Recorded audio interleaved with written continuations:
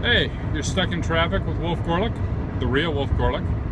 If you'd like to verify me, you may text me for my mother's maiden name and social security number. Maybe not.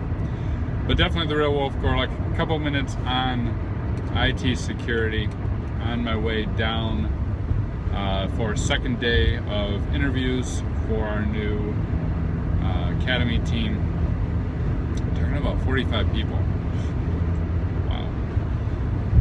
A lot of folks. And one of the first things we'll be doing is, doing assessment work, checking out controls, making sure that things really work the way they're supposed to work. One of the engagements I was on last year was protected by cameras, right? Now we got cameras. And when you went and looked at the cameras are actually accessible over the public Wi-Fi and were commercial grade, and et cetera, et cetera. And this happens all the time. You can just Google for pictures of doors, the locked doors with the code combination stuck in the door. Other favorite is, heavily chained fence that only has 3 walls. The list goes on and on. There's always controls that don't fully operate the way they should and don't really mitigate the risk. Another good example of that is these VDRs, right? Voyage data recorders are like the black box for ships. So VDRs sit on the ship. They got microphones, cameras, data off GPS, and they're used just like a black box. If there's an accident or a lost ship or whatnot, and the VDR is recovered, the information can be replayed and recovered. And of course, just like we were talking about with hospitals, ships are in the sea for a long, long time. So some of these VDRs are very old. Some of them are running very antiquated software. Embedded OSs, Windows XP. There's a slew of them that still run Windows XP, and of course the more recent ones are running things like Linux.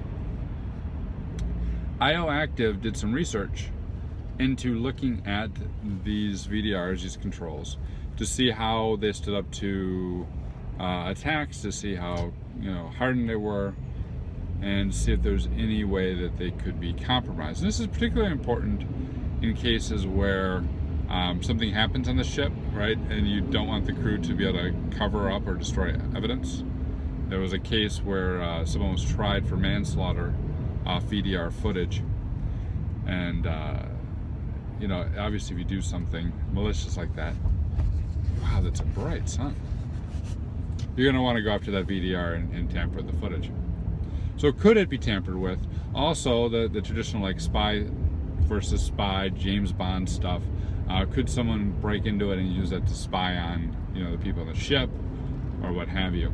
So IO Active looked at this Linux-based VDR, and they found, as you might imagine, a number of exploits, including the ability for the crew to remotely exploit the box to stop footage, or for other people to remote into the box, turn on the mics, turn on the cameras, and use that to bug the ship. Kind of scary, kind of crazy. Check it out. It's interesting, the findings. And not entirely surprising, but definitely falls in line of what I was saying earlier and what I'm always thinking about whenever I hear that we have a control. That's great. Step 1, we have a control. Hopefully it's documented, hopefully it's being executed. The very next question after that is, does the control actually mitigate the risk?